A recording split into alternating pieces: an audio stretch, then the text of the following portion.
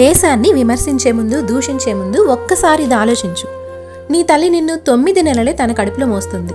కానీ ఈ పుణ్యభూమి నిన్ను జీవితాంతం మోస్తుంది. నెలల తర్వాత నిన్ను ఈ భూమి మీద పడేసి నీ భారాన్ని దించుకుంటుంది తల్లి. ఆ మరుక్షణం నుండి నువ్వు గిట్టే క్షణం వరకు నిన్ను భారం అనుకోకుండా మోస్తూనే ఉంటుంది ఈ పుడమి తల్లి. ఏ తల్లి నిన్ను కన్నదో ఆ తల్లినే కన్న భూమి గొప్పదిరా అన్న మాటలు విన్నావుగా. ఈ భూమి మీద పుట్టావు, ఇక్కడి నేల మీద నడిచావు, ఇక్కడి గాలి పీల్చావు, ఇక్కడి నీరు తాగావు, ఇక్కడి ఆహారాన్ని తిన్నావు. నీ తల్లి నీకు జన్మనిచ్చినా ఈ పుడమి తల్లి ఇవన్నీ నీకు ఇచ్చుండకపోతే ఈరోజు నువ్వు ప్రాణాలతో ఉండేవాడివి కాదు. ఎప్పుడూ ఈ దేశం నీకు ఏమీ ఇవ్వలేదని ప్రశ్నిస్తూ ఉంటావు. మరి ఇన్ని ఇచ్చిన ఈ దేశానికి నువ్వు ఏమిస్తున్నావు?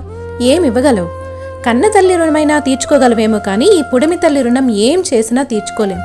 ఇక్కడి రాజకీయాలు బాగాలేవు, ఇక్కడి సిస్టమ్ బాగాలేదు, నీ ప్రతిభకి తగిన గుర్తింపు ఇక్కడ దొరకట్లేదు అని ఈ భూమి మీద పుట్టిన రాక్షసుల లాంటి కొంతమంది మనుషులు చేసే తప్పులకు నీకు గాలి, నీరు, నీడ అన్నీ ఇచ్చిన ఈ భూమిని చులకన చేసి మాట్లాడటం ఎంతవరకు కరెక్ట్?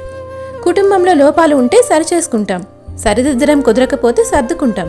అంతేగాని కుటుంబాన్ని 10 మందిలో తక్కువ చేసి మాట్లాడవుగా. మరి సిస్టంలో లోపాలున్నాయి అని ఈ దేశాన్ని ఎందుకు దూషిస్తున్నావు? మార్పు కోసం ప్రయత్నం చేయలేని మనసుకి, మార్పుని తీసుకురాలేని చేతులకి విమర్శించే నోరు ఎలా వస్తుంది? వ్యక్తిగత స్వేచ్ఛా స్వాతంత్రాల గురించి మాట్లాడే ముందు దేశ పౌరునిగా నీకు ఉన్న వ్యక్తిగత బాధ్యతను పూర్తి చేయి. ముందుగా బాధ్యతలను పూర్తి చేయలేని వాళ్ళకి విమర్శించే హక్కు, ప్రశ్నించే అధికారం ఉండవు. నిజంగా నీ విమర్శల వెనుక ఉన్న ఉద్దేశం దేశ సంక్షేమమే అయితే ఊరికే అలా విమర్శిస్తూ కూర్చోకు. వ్యవస్థలోని లోపాలను సరిచేయడానికి నీ వంతుగా నువ్వు చేయగలిగినదంతా చేసి ఆ చేసిన గొప్ప పనులను నలుగురికి షేర్ చేయి. కాస్తైనా ఉపయోగం ఉంటుంది. ఇంకో నలుగురైనా నువ్వు తీసుకొచ్చిన ఆ కాస్త మార్పుని చూసి ఇన్స్పైర్ అయ్యి ఇంకొంత మార్పుని తీసుకురాగలుగుతారు. జై హింద్.